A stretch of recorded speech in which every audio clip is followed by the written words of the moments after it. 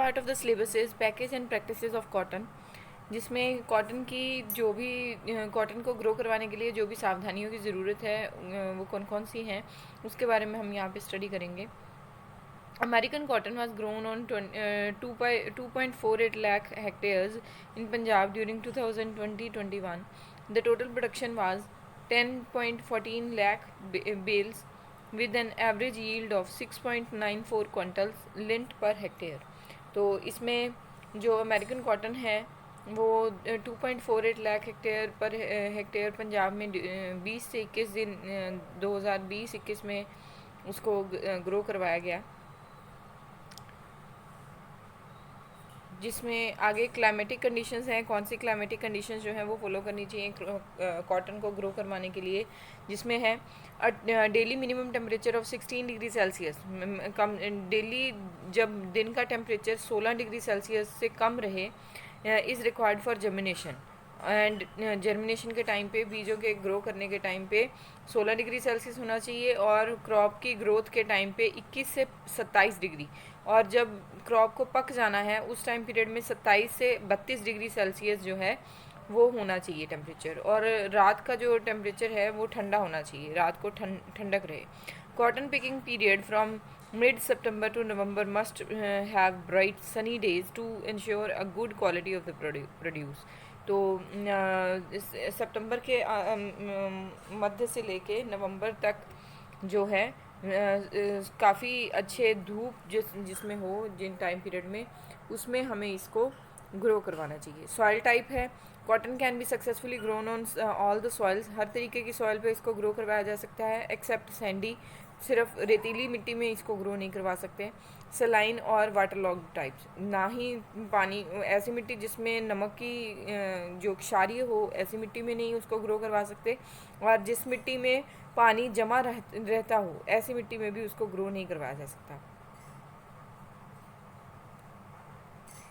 Proper drainage of excess water during rains is essential, तो बारिश के टाइम पे पानी अच्छे से मिट्टी में से नितर के निकल जाए ऐसा ज़रूरी है। आगे है rotations, cotton wheat barley, cotton के बाद वीट और बारले की खेती की जाए, कॉटन के बाद सनफ्लावर की हो, कॉटन के बाद सेंजी बरसेम या ओट्स की खेती करवाई जाए, कॉटन के बाद रेया, और कॉटन के बाद सनफ्लावर, पैडी या वीट, इनमें से कोई भी प्लांट जो है वो ग्रो करवाया जा सकता है। इम्प्रूव्ड वैरायटी है, बीटी कॉटन है, जो कि बैसिलस थ्रिंजेनेसिस नाम के एक बैक्टीरिया से उसका रिकम्बिनेशन करवाने की टेक्निक की हेल्प से इस वैरायटी को बनाया जाता है, इसलिए इसका नाम बीटी कॉटन वैरायटी है, जिसमें PAU BT3 2022 जो कि रेजिस्टेंस देता है अगेंस्ट स्पॉटेड एंड अमेरिकन बाल वॉर्म्स। तो इस बैक्टीरिया इस कॉटन में ऐसे जीन्स प्रेजेंट होते हैं जो कि रेजिस्टेंस प्रोवाइड करते हैं बाल वॉर्म्स के कीड़ों से, पेस्ट से, उसको हमारी क्रॉप को बेनिफिट प्रोवाइड करते हैं, उससे बचाव हमारी फसल को करवा के देते हैं, इसलिए ये ज़्यादा इम्पॉर्टेंट है। It's coverage average seed cotton yield is 10.2 quintals per एकड़, एक एकड़ में 10.2 क्विंटल जो इसकी यील्ड है वो देखने को मिलती है। It's average fibre length is 26.2 millimetre and ginning out burn is 36.5%। तो इसमें इसकी धागे की लंबाई जो आती है वो 26.2 मिलीमीटर तक आती है, और उसके गिनिंग आउट टर्न जो है, जो आउटपुट टर्न आती है 36.5% आती है। It is tolerant to jassid and cotton leaf curl disease. आगे है PAU BT2 2022 जो कि नई वैरायटी है, और ये भी स्पॉटेड और अमेरिकन बाल वॉर्म्स के अगेंस्ट हमें रेजिस्टेंस प्रोवाइड करती है। PAU BT1 एडहॉक रिलीज जो है ये ऐसी वैरायटी है जो कि पब्लिक सेक्टर में डेवलप की जाती है and with inbuilt resistance against American and spotted boll worms in the country.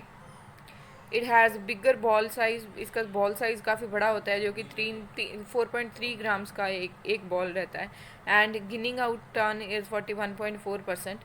It possesses superior fiber properties with 28.2 millimeter fiber length, 28.6 grams per tex bundle sheath is there, and 4.5 microgram in per inch micronear value is there.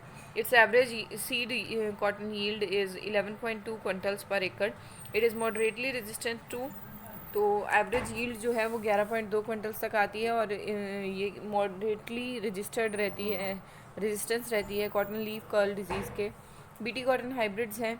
Grow BT cotton hybrids recommended by Punjab agriculture university. Punjab agriculture university के through जो recommended hybrids हैं उन्हीं को grow करवाना चाहिए. Every year the list of recommended BT cotton hybrids will be published in PAU publications such as चंगी खेती and progressive farming, and shall be widely publicized through leading newspapers and other magazines well before the planting season. ठीक है, planting season से just पहले. आगे है non BT cotton. Non BT cotton में वो वैराइटीज़ हैं जो कि जिनमें बैसिलस thuringiensis से मिलने वाली जीन जो है वो प्रेजेंट नहीं होती है, और ये हाइब्रिड वैरायटी नहीं है. ये F228 2015 इट्स मेच्योरिटी पीरियड, इसका मेच्योरिटी पीरियड 180 दिन का रहता है, and with an average seed cotton yield of 7.4 quintals per acre रहती है इसकी. It is moderately resistant to jassid and bacterial blight. तो बैक्टीरियल ब्लाइट के रेजिस्टेंस रहती है, रेजिस्टेंट है ये, ऑलरेडी रेजिस्टेंट है ये स्पीशीज़. LH 2108 जो है it matures in 165 to 170 days with an average seed cotton yield of 8.4 quintals per एकड़. एग्रोनॉमिक प्रैक्टिसेस हैं आगे. सब सॉइलिंग है. क्रॉस सब soiling eight 1 meter spacing should be done before preparing the field. This is done by tractor drawn subsoiler to the depth of 45 to 50 centimeter. Give planking to break the clods and then prepare the fine seed bed. This will help in breaking the hard pan, increasing water infiltration rate and better root development of cotton plants. आगे land preparation है. A fine seed bed is essential for securing a good plant stand. Time of sowing आता है इसमें. Sow the crop during 1st April to 15th May. Sowing during this period ensures better yield and escapes the attack of insect pests and diseases. Sowing should be done in morning and evening hours. तो जो बीज बोने का time period है वो morning और evening hours में होना चाहिए. PAU BT1, PAU BT2 and PAU BT3 is there. BT varieties हैं. कल्टिवर्स में वैराइटीज़ हैं क्रॉप की, उसकी कॉटन की, एंड जिसका सीड रेट रहता है 4+1 रिफ्यूज़. BT हाइब्रिड्स हैं, रिकमेंडेड हाइब्रिड्स हैं, जिसमें 0.9 + 0.240 और 2 pouches of 475 grams each. Non BT varieties हैं F228 एंड LH 2108, जिसमें सीड रेट जो है वो 3.5 रहता है. आगे है acid D-linting of seed. Mix 100 gram commercial grade concentrated sulfuric acid with 1 kilogram cotton seed in earthen plastic container by stirring it vigorously for 2 to 3 minutes with a thick wooden stick. As soon as the fuzz gets dissolved, add 10 liters of water, stir well and drain out water through the perforated plastic basket.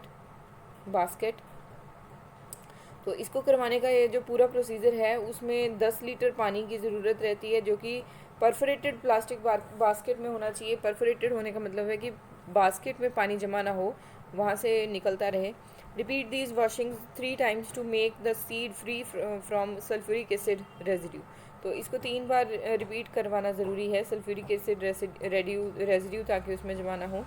Dip the washed seed for about 1 minute in sodium bicarbonate solution. Sodium bicarbonate solution में dip करवाने हैं washed seeds को.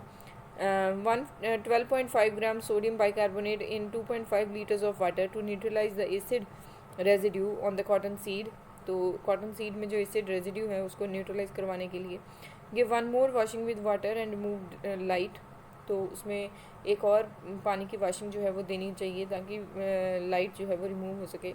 Damaged and rotten inviable seeds floating on the surface, तो surface के ऊपर इनवायबल seeds जो है floating हैं, उनकी डैमेज्ड रोटन इनवायबल सीड्स को बीच में रखना चाहिए। Dry the healthy fuzz free seed in the shade by spreading in a thin layer. Adopt following precautions जो हैं वो उसमें होने चाहिए, जिसमें फर्स्ट है मेटल और would container should not be used. Metal या फिर वुड कंटेनर जो है वो यूज़ नहीं होना चाहिए। Operator should wear the plastic gloves का पहना होना ज़रूरी है।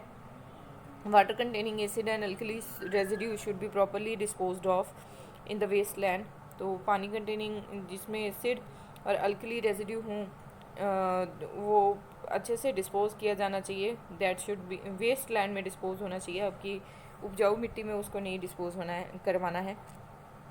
Inadequate washing and delayed washing of the seed after acid treatment and residual acid on the seed, if not neutralized, may impair the germination of seed.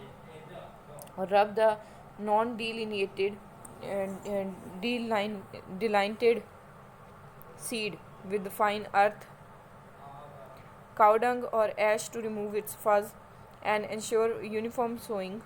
Seed priming है आगे। Soak the seed in a solution of 0.5 gram succinic acid and 5 litres of water. 0.5 gram succinic acid में seed जो है उनको सोक करवाना ज़रूरी है, and 5 litre पानी जिसमें ऐड किया हो 2 से 4 घंटों तक।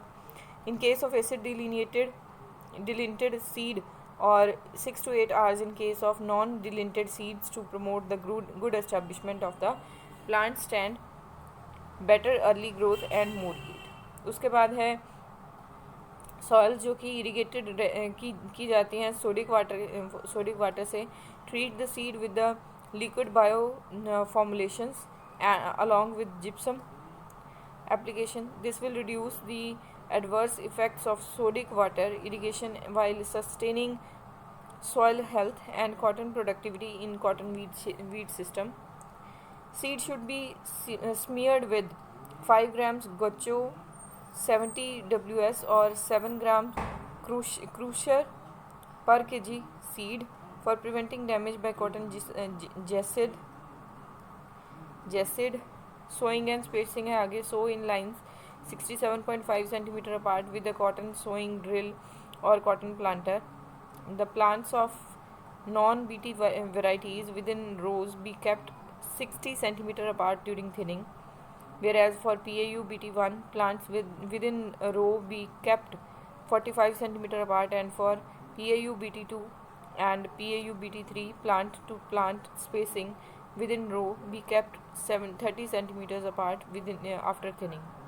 However, for BT hybrids plant to plant resistance should be kept at 75 cm। तो BT hybrids के लिए प्लांट से प्लांट का डिस्टेंस जो है वो 75 सेंटीमीटर्स तक का होना चाहिए। सोइंग ऑफ रिफ्यूजिया, तो रेजिस्टेंस को डेवलप होने से to avoid the development of resistance in bollworms to BT cotton 20% area should be sown under non BT hybrids around BT cotton. तो बीटी कॉटन के आसपास का जो 20% एरिया जो है नॉन बीटी कॉटन से ग्रो करवाना चाहिए। The non BT hybrid should be protected against damage by insect pest, तो उनको इंसेक्ट और पेस्ट से डैमेज होने से बचाना ज़रूरी है।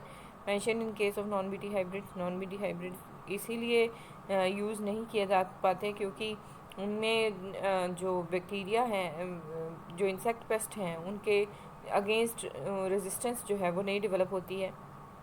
Alternatively, 5% area of non-BT hybrids can be sown around BT cotton and this should be kept unsprayed, तो इसमें इस एरिया को स्प्रे किए बिना रखना ज़रूरी है। The refuge should be non-BT version of the same variety or hybrid.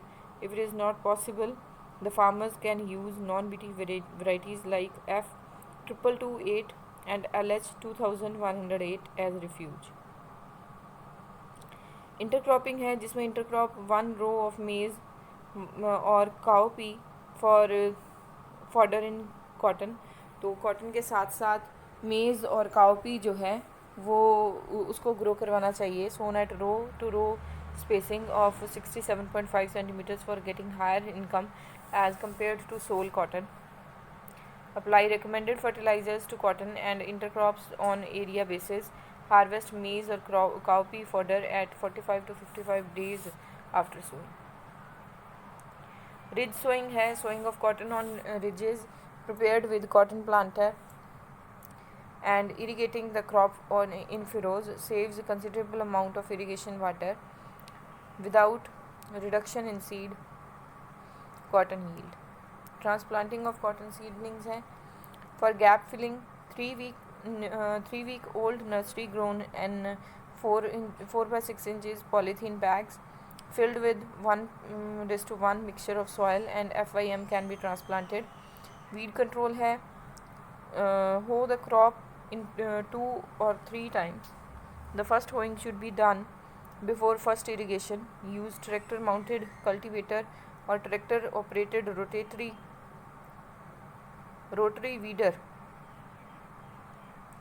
त्रिफाली और व्हील हैंड हो फॉर वीडिंग. ठीक है, तो वीड हैंड हो जो है उसको यूज़ करके करना चाहिए. आगे इसमें फर्टिलाइज़र एप्लीकेशन जो है उसके लिए एक टेबल दिया गया है जिसमें नॉन बीटी वैरायटीज़ जो हैं उनमें नाइट्रोजन 30 kg पर एकड़ होना चाहिए. फॉस्फोरस जो है वो 12 kg पर एकड़ होना चाहिए. यूरिया 65 kg पर एकड़ एंड डैप जो है DAP जो है that should B 27. Single super phosphate जो है दैट शुड बी 75 kg पर एकड़. तो बीटी वैराइटीज़ के लिए 37 नाइट्रोजन होनी चाहिए, 12 P2O5, 80 यूरिया, 27 DAP और 75 जो है सिंगल सुपर फॉस्फेट.